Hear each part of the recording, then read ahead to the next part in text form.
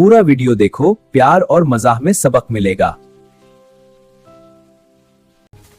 ये केक मेरा है। नहीं, ये मैंने लाया है। मैं लंबा हूँ इसलिए ज्यादा मेरा। लंबाई से क्या फर्क पड़ता है? मैं लंबा हूँ इसलिए ज्यादा फर्क पड़ता है। ओह, चाय गिर गई। ठीक है, आधा तुम्हारा आधा मेरा। चाय साथ पीते हैं। चाय साथ पीते हैं। देखो, हमारे दोस्त आ गए। सबसे बेहतरीन चाय पार्टी।